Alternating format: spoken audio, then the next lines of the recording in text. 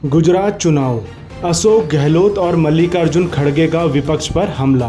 देखिए हमारी खास रिपोर्ट। गुजरात के तमाम हमारे जेडी शिलम साहब, बुजुर्गों, भाई और बहनों, नौजवान साथियों, आपसे माफ़ी चाहेंगे क्योंकि हेलीकॉप्टर में जब आते हैं तो तकलीफ भी होती है, टाइम पे उसको उड़ना पड़ता है, इसलिए मजबूरी में मुझे पहले बोलना पड़ रहा है। फिर खड़गे साहब को आप सुनेंगे, इसलिए मैं खाली आपको इतना ही निवेदन करना चाहूँगा कि मुझे खुशी है कि आप सब इतनी बड़ी तादाद में यहाँ पधारे हो।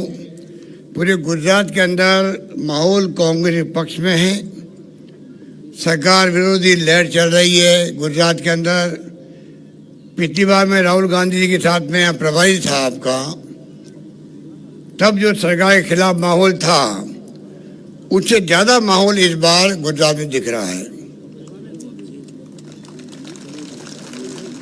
और इसीलिए आप देखते हो प्रधानमंत्री मोदी जी बार बार यहाँ आ रहे हैं, हर वीक आते हैं, गली गली मोहल्ले मोहल्ले में जा रहे हैं, जो कहावत है उसमें घूम रहे हैं। और अमित शाह जी गृह मंत्री यही कैंप किए हुए हैं, केंद्रीय मंत्री 20-20, 25-25 आ रहे हैं। ये नौबत क्यों आई है?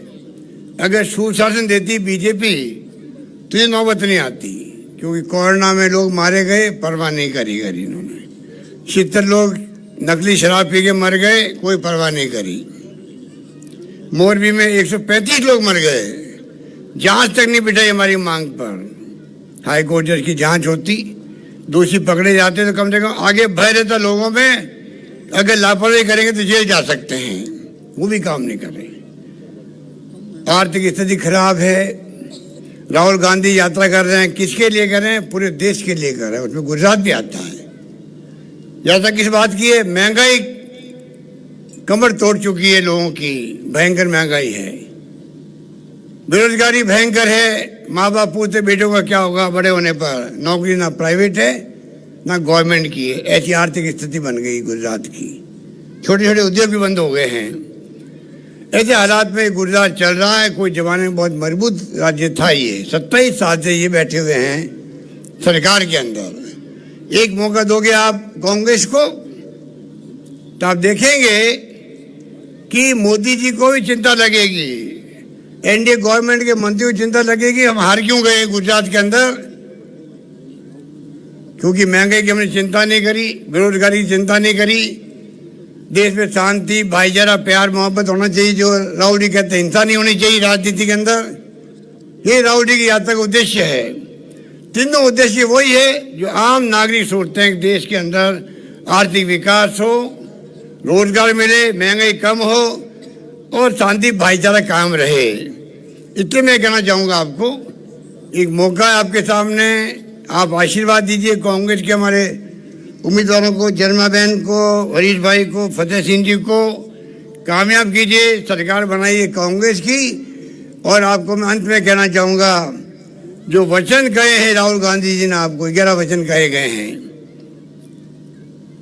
1040 से मिलता सिलेंडर कांग्रेस देगी, 500 रुपये में सिलेंडर देगी, ये वादा किया गया जनता से। राजस्थान की तरह बीमा हिंदुस्तान भर में ही नहीं है, केंद्र में 5 लाख का बीमा आधी जनता को भी नहीं है। राजस्थान में हमने पूरे प्रदेशवासियों को 10 लाख का स्वास्थ्य का बीमा किया है। आपके यहाँ भी लागू होगा, 10 लाख तक का इलाज आप फ्री करवाएंगे, कोई पैसा नहीं लगेगा आपका। किसानों के कर्जे माफ होंगे, 4 लाख रुपये मिलेंगे प्रति परिवार को जिनके घर पे कोरोना में डेथ हो गई है। शिक्षा के क्षेत्र में काम होगा, आप मान के लो, शिक्षा हो, स्वास्थ्य हो, सड़कें अच्छी बने, पानी की समस्या खत्म हो, बिजली की समस्या नहीं आए और साथ में रोजगार मिले लोगों को और महंगाई की मार कम हो। ये तमाम मुद्दों को लेकर के हम आपके बीच आए हैं। इसलिए मैं अपनी बात यही ख़त्म करूंगा और खड़गे साहब को रिक्वेस्ट करूंगा आप पधारें और हम सबको संबोधित करें। खड़गे साहब।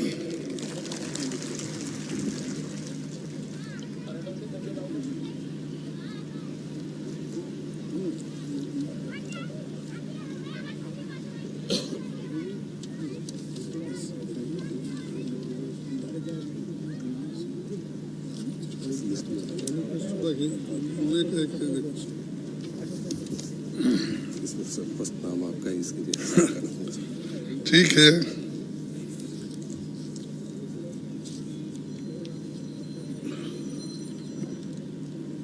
इस मंच पर पधारे हुए राजस्थान के मुख्यमंत्री जी, हम सब के चाहते लीडर और गुजरात के चुनाव में जो वो मन लगा के काम कर रहे हैं, ऐसे नेता अशोक गहलोत जी और इंचार्ज सेक्रेटरी इसकी गुजरात के इलेक्शन की प्रभारी जो है डॉक्टर रघु शर्मा जी, जेडी सेलम जी, बीएम संदीप जी,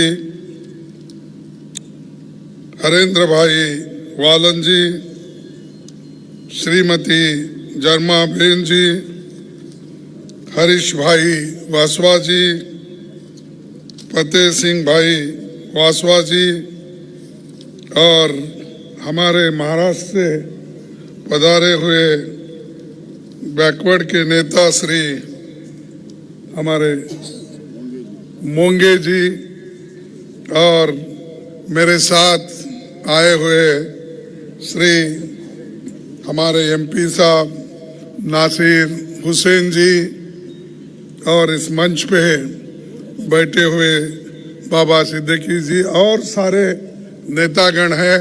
समय के अभाव से मैं सारे लोगों का नाम लेने के लिए मुश्किल है, इसीलिए मैं माफी चाहता हूं। यहाँ पर जो आज खास कर इस भाग के मतदाता और जो मेरे आदिवासी भाई हैं, बहनें हैं और सारे जो मन लगाकर हमारी चार बात सुनने के लिए आए हैं, आप सभी का मैं तहे दिल से स्वागत करता हूं, शुक्रिया कहता हूं, क्योंकि आप इतने धूप में आए बैठे और हमारी बात सुन रहे हैं। भाइयों, गुजरात के लिए ही नहीं बल्कि सारे देश के लिए ये चुनाव महत्वपूर्ण है। इसलिए महत्वपूर्ण है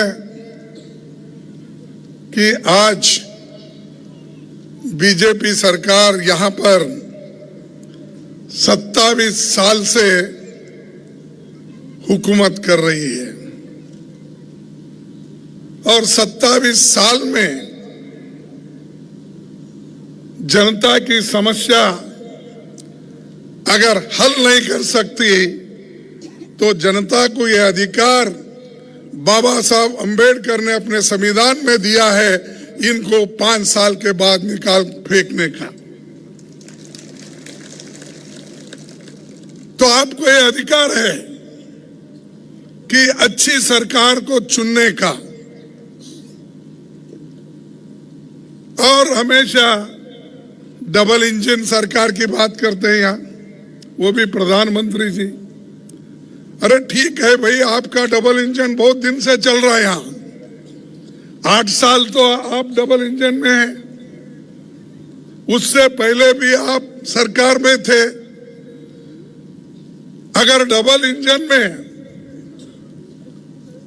इंजन लगाने के बाद भी अगर एक गाड़ी नहीं चलती है तो उस गाड़ी को निकाल के दूसरे नए इंजन लगाने वाले गाड़ी को लाना चाहिए। और बीच में और भी लोग आए हैं, कहीं और दिल्ली से उधर इधर से भी लोग आकर बीच में टांग मार रहे हैं। लेकिन आपको सोचना है कि जो पार्टी, कांग्रेस पार्टी इस देश को बनाई,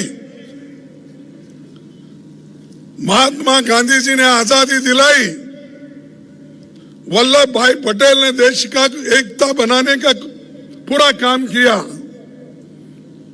नेहरू जी ने लोकतंत्र की बुनियाद डाली और उसको चलाया, और उसीलिए पूरा देश आजाद होने के बाद लोकतंत्र के अनुसार चल रहा है। उसीलिए यहां पर बहुत से जो काम हुए पहले कांग्रेस के पीरियड में, वो मजबूती के साथ हो गए। ऐसा नहीं हुआ कि आज पुल रिपेयर करे कल गिर गया, ऐसा कोई हमारा काम नहीं है। हमारा काम मजबूत है, देश को मजबूती से हम रखे हैं। फिर भी हमको पूछते हैं, खासकर मोदी जी और शाह, 70 साल में कांग्रेस ने क्या किया? अरे भाई, 70 साल में अगर हम कुछ नहीं करते तो आप लोकतंत्र नहीं पाते थे। और आपके जैसा आदमी जो आप हमेशा क्लेम करते हैं, मैं गरीब हूं, मैं वो, हम भी गरीब है, हम तो गरीब से गरीब है, हम तो अछूतों में आते हैं। कम से कम तुम्हारी चाय तो कोई पीता है, मेरी चाय भी नहीं पीता कोई। और फिर बार आप बोलते हैं कि मैं गरीब हूं, मेरे को किसने गालियां दिया, मेरी किसी ने कुछ कहा, मेरे को कुछ, तेरी हैसियत क्या है कहा। अरे ऐसे बात कह के अगर आप सिंपैथी जमाने की कोशिश करें तो लोग अब होशियार हो गए, उतने बेवकूफ नहीं है। एक बात चलती है, एक बार अगर झूठ बोलेंगे लोग सुन लेंगे, 2 बार भी बोलेंगे तो भी सुन लेंगे। कितने बार झूठ बोलेंगे? झूठ पर झूठ, ये झूठों के सरदार है। और ऊपर से बोलते हैं ये लोग देश को लूटे, कांग्रेस वाले। अरे आप तो लूट रहे हैं, गरीबों के जमीन लूट रहे हैं, आदिवासियों को जमीन नहीं दे रहे हैं। जमीन, पानी और जंगल, उसको खत्म करने वाले कौन है? आप अमीर लोग, और आप जिनके साथ हो, अमीरों के साथ, वो लोग हमको लूट रहे हैं। पहले उनको बोलिए। और इस देश में चंद लोग, 134 लोगों के पास इस साल 30 लाख की आमदनी बढ़ी है। 134 लाख। अब आप 84% लोगों का देखिए, कहां है वो लोग? उनकी कोई आमदनी नहीं है, 27, 30, 40 ऐसा कुछ, और कुछ ना कुछ बोलते हैं। सरदार पटेल को ये लोगों ने दूर रखा। अरे सरदार पटेल, जवाहरलाल नेहरू जी, महात्मा गांधी जी ने मिलकर इस देश को आजादी दिलाई और हिफाजत से रखा।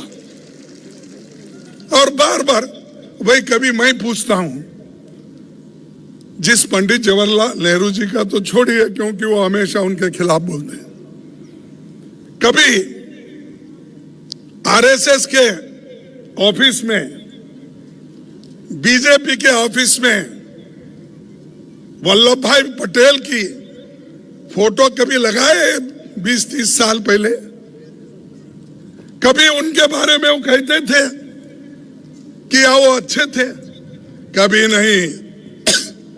सिर्फ कांग्रेस में फूट डालने के लिए, कांग्रेस को डिवाइड करने के लिए वो ये सारी बातें बोलते हैं। कहीं अंबेडकर हमारा है, ये कहते हैं अरे अंबेडकर की फोटो तो आरएसएस दफ्तर में भी नहीं था, अभी भी नहीं है, बीजेपी के दफ्तर में नहीं था।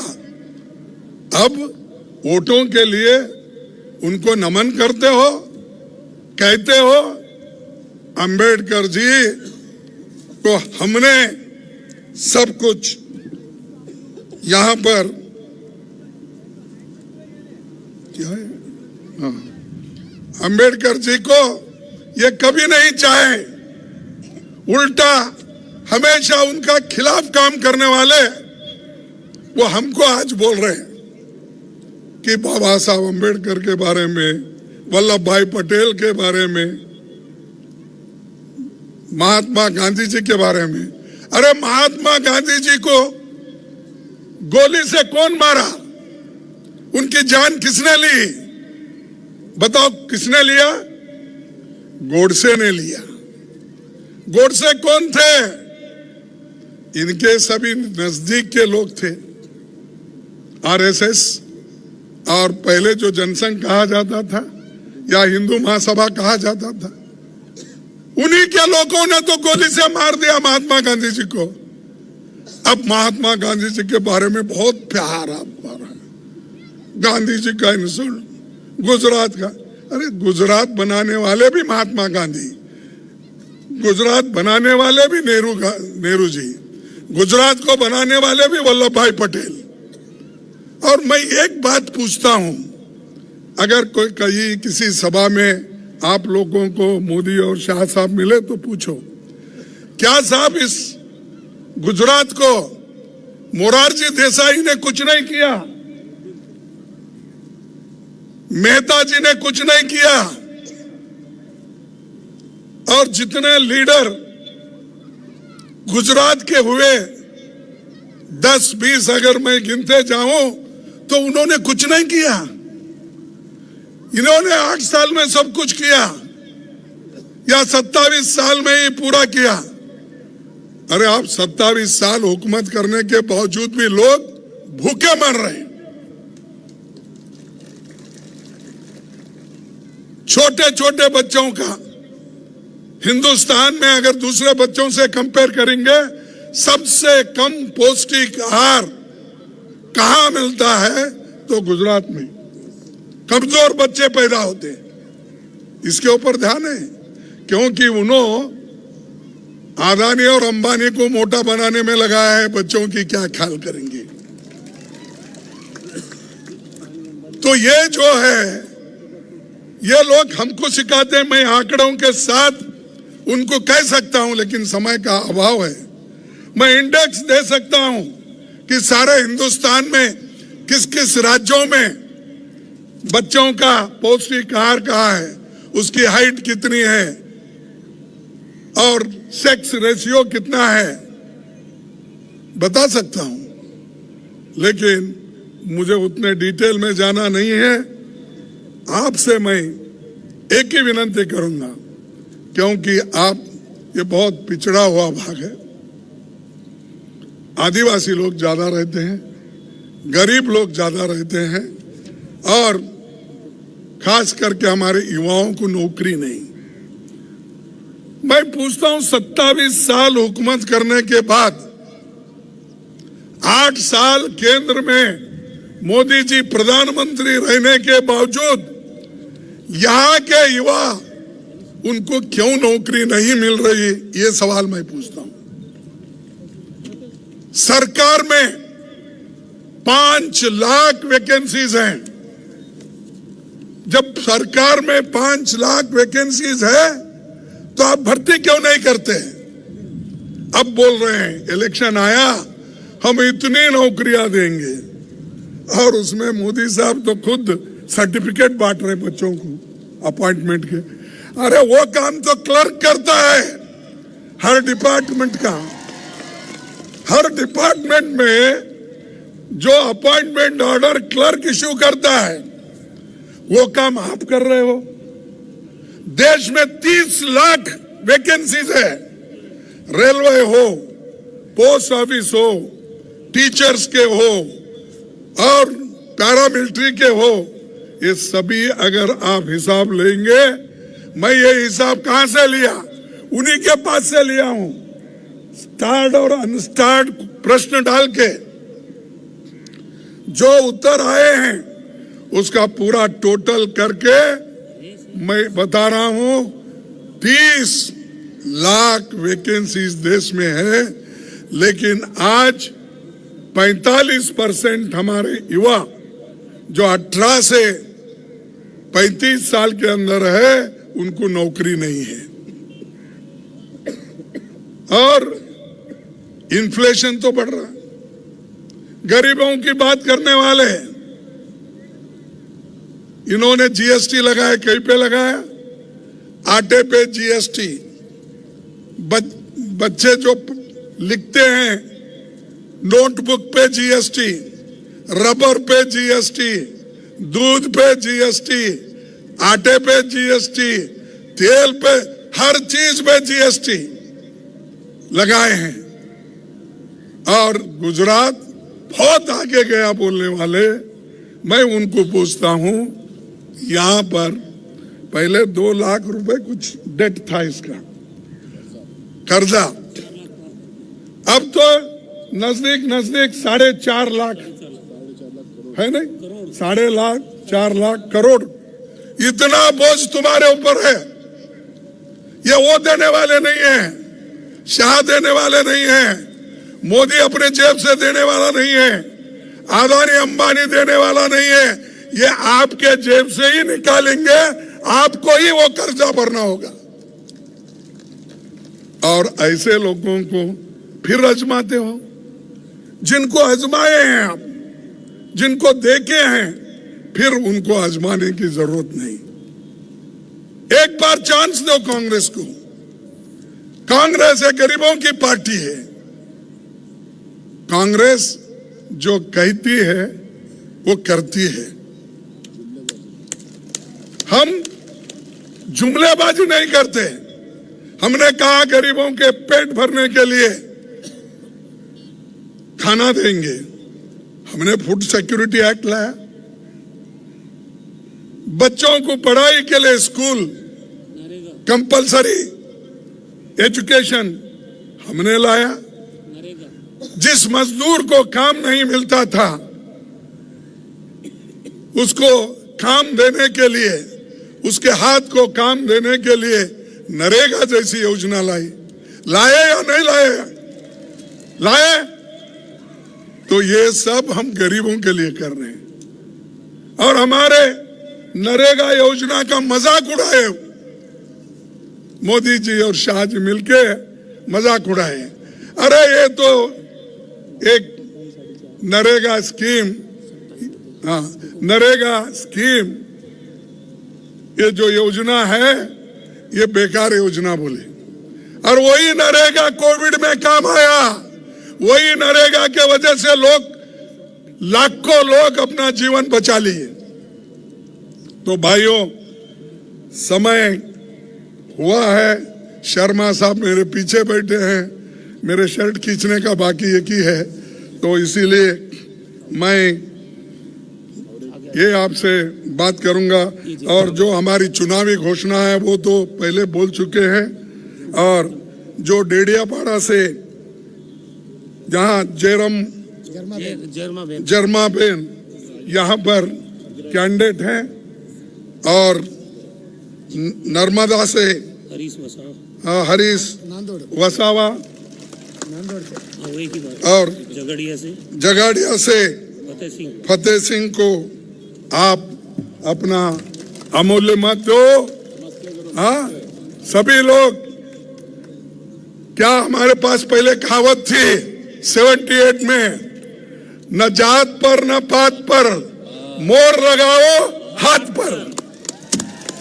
बस आप सभी लोग हाथ को वोट दो, हमारे कैंडिडेट्स को जिताओ।